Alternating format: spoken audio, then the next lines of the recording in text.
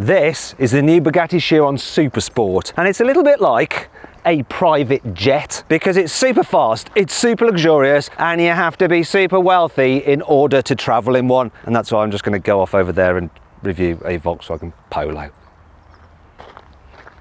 I'm just joking, they are going to let me review this thing, and to do that I'm going to talk you around the exterior. The interior, I'm going to tell you what's good about it, what's not so good about it. Yes, even this Bugatti isn't perfect. And of course I'm going to take it for a drive. In fact, I'm going to head to the German Autobahn because I want to see exactly how fast I can drive this thing on the public road. Yeah, I'm even going to launch it to see how quick it is from 0 to 60 miles an hour. Anyway, I'm Matt Watson and you're watching CarWow. Oh, and if you haven't done so already, make sure you subscribe to this channel because we're going to be doing more cars like this in future and you don't want to miss out.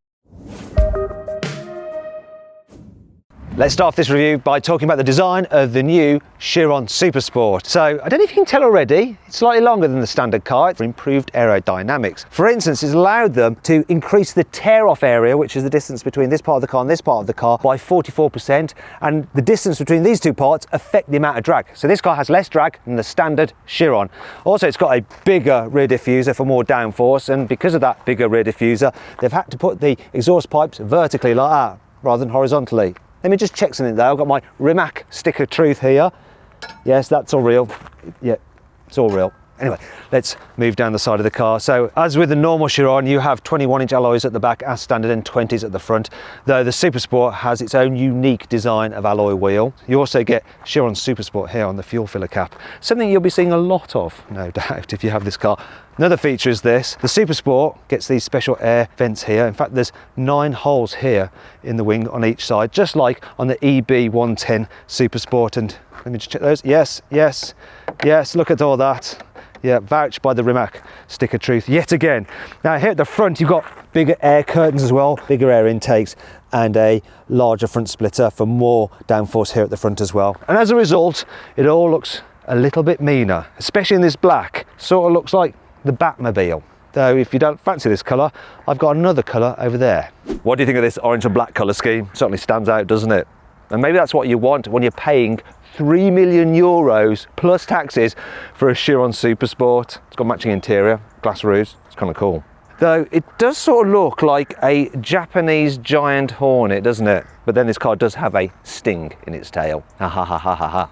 Now let's talk about the engine, and here it is. What I've got here is an 8-litre quad-turbo W16. It's absolutely massive, and it puts out 1600 horsepower depending on which version of the car you have. You can probably see this bit here. This is the gearbox off the front, and it actually sends the power to the front axle where you've got a limited slip differential. It's a 7-speed dual-clutch gearbox. It's also got, obviously, the power going from here to the rear. And once again, you've got another electronically controlled limited slip differential there. Now I want to show you this, look. See this valve here? So that is for the turbos.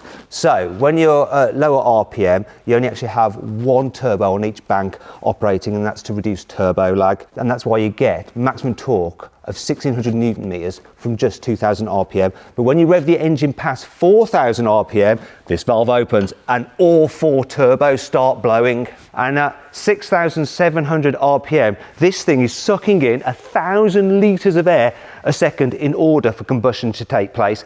It's absolutely nuts. You have the same carbon ceramic brakes as on the standard Chiron. So you've got 420mm discs up front, 400 at the back. You've got 8 piston calipers and 4 pads at the front, and 6 piston calipers with 2 pads at the back. Should give some pretty good stopping power. But let's find out by doing a brake test. I'm going to do a full emergency stop from 60 miles an hour. See how long it takes this car to stop. So let's see. Braking now. Oh, full stompage. Right.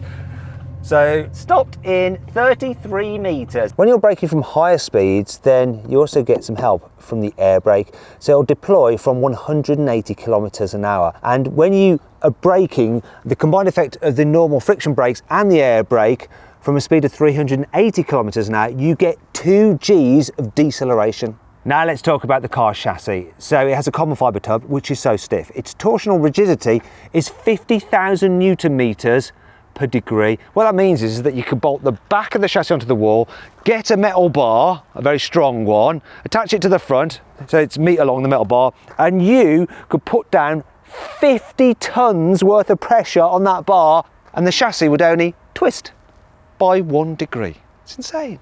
As with the normal Chiron, the Super Sport has double wishbone suspension all round. However, they have tweaked the suspension ever so slightly. So while you have similar springs, the dampers have been retuned to cope with the car's slightly higher top speed. Welcome to the inside of the Bugatti Chiron Super Sport. Now, the only changes over the standard car really are Chiron Super Sport written there into the headrest and here on the knee pads as well. Other than that, it's just like a normal Chiron, if there is such a thing as a normal Chiron. And this is a really bespoke car and it's so exquisite here on the inside. I like the actual trim on this one. So we've got leather here on the steering wheel, but then it's carbon fibre and all the metal bits just feel super expensive. You've got your engine start button there, your launch control button there. I will be launching the car later on in the video, you betcha. Also, you've got the driving mode switch there. In front of you, you've got a big speedo, which goes all the way to 500 kilometers an hour. And there's a digital rev count on the left and an infotainment screen on the right, which has your sat nav and various other bits and pieces as well. One thing to note is this though, look, manually operated steering column in a €3 million car. Not so sure about that. What I am sure about though is the seating position. It's absolutely brilliant and the seats are glorious, and of course they're electrically operated. Also, what's glorious is this bit here. See this sort of C? It matches the C shape on the air intakes on the side. In fact, everything about this car is exquisite. It's just wonderful. I like these little switches here. They're for your climate control, but if you press a button, you can get some information on them, such as the maximum horsepower you've had out the engine. So this one has gone all the way up to 1,615 horsepower, and look, it's revved to be on 7,000 RPM. It's also showing the maximum speed this car has done. It's only saying 113 miles an hour, but I'm going to go on the Autobahn, and I reckon I'm going to easily beat that, and we'll find out exactly how fast I go a bit later on in this video. Other things to mention are the pedals are lovely, expensive aluminium feeling pedals. And while the carpets aren't deep like in a Rolls Royce, they do feel expensive. There is a bit of practicality in here. We've got some storage area here, decent sized door bin, and look, a glove box of mediocre capacity. But what about if you need to carry some proper luggage? Being a carwow video, we need to assess this car's practicality. It is important, you know. So this is the entirety of your luggage space. That. Now you can get bespoke Chiron luggage, look, with the blue to match your car if you want, which fits perfectly, but that's your lot. So if you want to go for a trip across a continent, you're probably going to have to get some of your staff to come along in a support car. That brings us to 5 annoying things about the Chiron. You can't go anywhere in this car without people taking photos of it. Yeah, it's okay, don't worry, you take your photos. Yes, or the attention does get a little bit tiresome after a while, darling. When you're driving along, the big wheels actually flick up stones, and there's some vents there to relieve pressure from the wheel arches, but they also allow the stones to get flicked up here, and then they end up just gathering here on the side skirt, like that. Yeah, and you have to get one of your staff to remove them. Like that. There are no dedicated cup holders in the Chiron at all. All you've got is this slightly recessed area there, but when you accelerate, I think your tea's going to go everywhere, isn't it? If you just suddenly come into some money and you think, I'm going to get myself a Bugatti Super Sport, awesome, I'm going to have it in the colour of the world record breaking car, that wonderful black and orange, bad luck. Only the Super Sport 300 Plus has that colour scheme, not the normal Super Sport, and there are only 30 Super Sport 300 Pluses made, and they're all sold. So you can't have that colour scheme, I'm afraid, unless you get it spray painted yourself. Or maybe wrapped by someone like Yanni. The Chiron doesn't have surround view cameras as standard. Instead, you just get this single reversing camera. And the screen is actually quite small, so you can't see very clearly where you're reversing exactly. That's a real pain on something as wide as this. Thankfully, this car has plenty of cool features to help make up for all this. Here's 5. If you're buying a Bugatti, you can come here to the factory in Molsheim and spec your car in the design centre. So customers will come through this door. They won't shut it, they'll have staff to shut it after them. And to make sure that they don't spec their car in a way that it looks a little bit, you actually have one of the guys who works for Bugatti as a designer, designing the cars. Yasha, he sits behind there and he'll help you configure your car so it looks good, okay? Then you can come through here and look at all the different elements to do with the car. You can have a look at the different paint options. Look, we've got the swatches just over here, so you can choose your ideal exterior paint. Do you want exposed carbon, or do you like a nice flat blue? It's up to you. And then while you're here, You may as well get yourself some extra Bugatti bits and pieces, such as these speakers for your house. These are £300,000. Yes, that's quite a lot. The Supersport gets an upgraded exhaust over the standard Chiron, which apparently sounds fruitier, so shall we find out for ourselves? Go on, start it up. Oh, go on, rev it. Oh. Oh. There's a lot of heat coming out of there. Rev it some more. I'm getting high. Ooh. Oh, it's actually quite nice, that is. It sounds pretty fruity. Shane, there's a bit of a soft limiter on it, but still, it sounds better than a Rimac Navara, even though the Navara might be a bit quicker. So yeah, Matty Rimac, your car doesn't sound as good as the Bugatti. Oh, wait a minute, the Bugatti is now also your car, isn't it? Oh well. The car will alter its ride height and angle of attack depending on what mode you've got in. So if you put it into Autobahn mode, it sort of goes a bit lower and more steeply rate for improved high speed stability. And then if you're driving around town or worried about speed humps, you can actually lift it so that you can make it over them without grounding out and damaging your carbon fibre front splitter.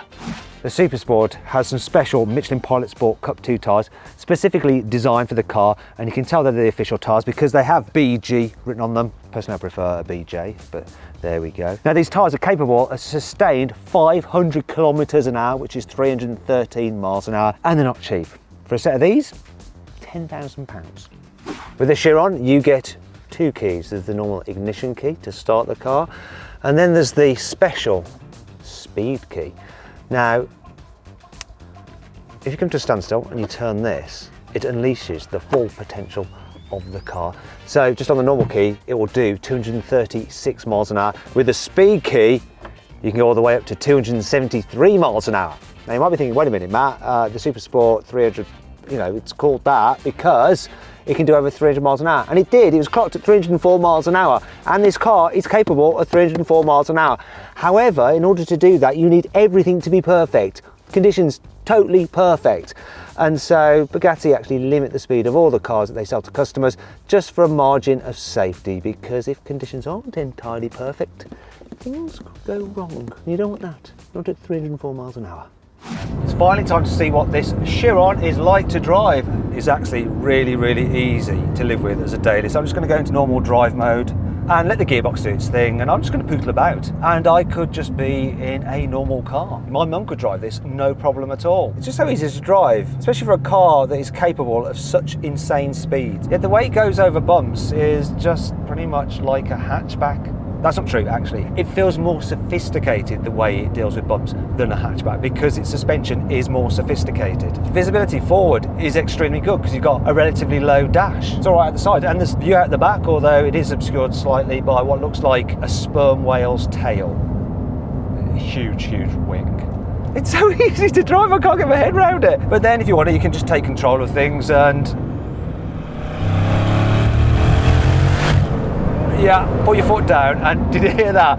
Wait for a second for the boost to build, but then it comes on, and it comes on strong. And then this car just takes off, and then when you lift off for a corner, you just hear the gases go so good. And in a corner, considering it's a relatively heavy car, it's so planted, it's incredible. And of course you've got four-wheel drive traction to just, whoa, just haul you out the bends. It's nuts. And that is so addictive, getting this thing on boost and flooring it.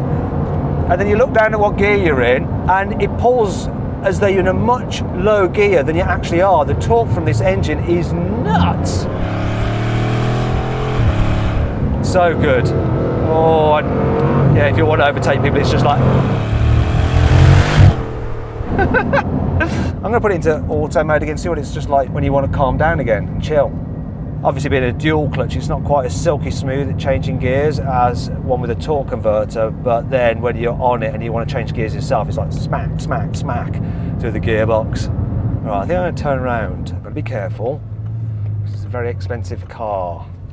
So I think I might turn around here. Reverse is down there, get it right. Oh, got a little camera there, it's showing me what's behind me, sort of. Oh. Oh. Oh. It's not as difficult as you might imagine in something so powerful.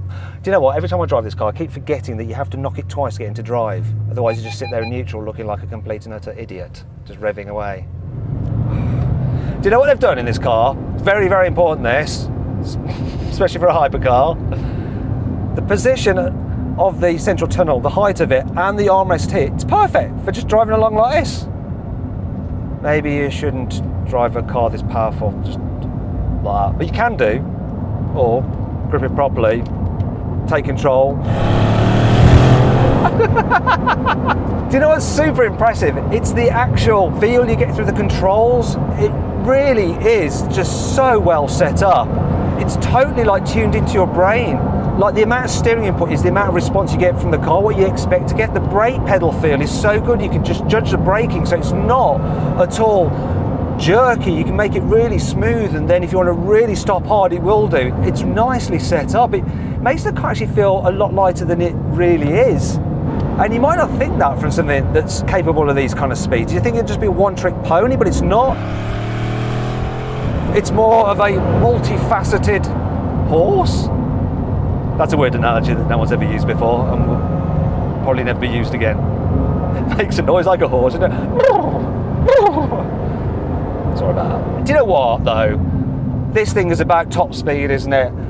I need to go somewhere where I can open this thing up, so I think it's time to head to Germany and the Autobahn. Before we head on to the Autobahn, it makes sense for me to fill this thing up to the brim with petrol, because when you're maxing it out, it just drinks fuel at an alarming rate. So here we go. Oi, no! Don't put 95 in my car. We'll only have 1200 horsepower instead of the 1600 horsepower. Yeah, I don't want just 1200 horsepower, that wouldn't be enough. I want the full 16, so all right, I'll pay a bit extra. 98. Bloody hell. Right, Andy. Good. Andy Wallace, Bugatti's test driver and Le Mans winner as well. Here we go, joining the Autobahn. Blimey. Whew. That was 200 kilometers an hour, like that. It's opened up again, let's go. Christ, 250. Hey. This is where you're going to need your carbon ceramic brakes, because there's always someone just pulling in front of you in a Skoda not so rapide. Whoa! 300 kilometers an hour! Woo! That's 196 miles an hour, almost 200, and it's just the speed at which it gets to that. It's nuts! I want to do over 200 miles an hour. Whoa! Oh! Don't pull out! Don't trust him. It's a Renault Capture. Yeah, you can't trust those kind of Renault Captures, not the kind of speeds we're doing in this thing. Woo! And the way it takes off. Wow. Here we go.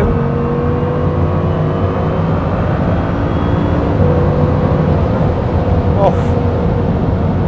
It just gets to 300 kilometers an hour so effortlessly.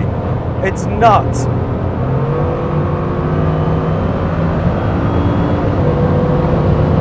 Whoa!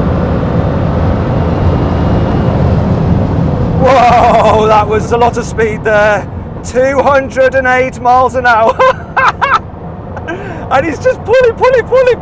If you come out on the Autobahn late at night, there's no one around, this thing will just smash up to its 273 mile an hour top speed. I can guarantee you that. Oh, it's so good. Gets through its petrol pretty quickly when you're doing that though. You can actually see the gauge move. You know what, while I'm cruising along, I'm going to give you a bit of useful consumer advice about this car. So I have noticed that when you're just cruising along at 150 kilometers an hour, you get a slight whine from the engine, ever so slightly. It's not too bad, but you do notice it and you could find it a bit irritating maybe. However, when you're going over that speed, you don't notice it because you're too busy focusing on what's going on. So it doesn't really matter. Anyway, let's get on.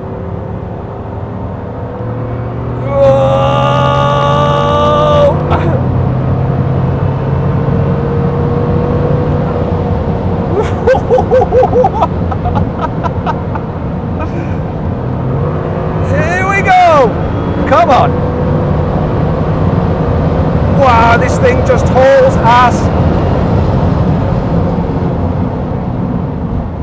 And it brakes so well.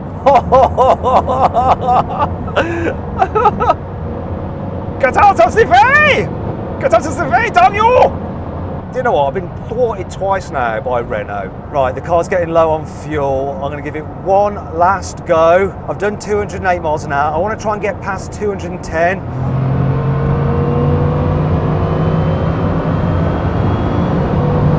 There's another opportunity. Woo! That was some serious speed there. What did I do? So I just managed to do 212 miles an hour. I wanted to get over 200, then I did 208, and I wanted to get over 210, and I did it 212 miles an hour in the Chiron Supersport. I can relax now. Oh, no, there is one last thing to do, obviously. Bugatti says the Chiron Supersport will do 0 to 60 miles an hour in 2.4 seconds, but I don't believe them. I don't at all, so I think it's only fair that I test it for myself. So I'm going to do that with my specialist timing gear up here. So, lift on the brake, very hard, press launch control, floor the throttle. Little boost. Off we go. Bit of tyre spin there. Bugatti, they're a right bunch of liars. Can't trust them at all. Look, it does 0 to 60 in 2.3 seconds. Terrible. That was nuts! That was utterly nuts! I can't believe it does it, how it all just works together, the gearbox, the engine, everything, and then it goes and does that. The poor tyres though, I do feel sorry for the tyres, but they did their job.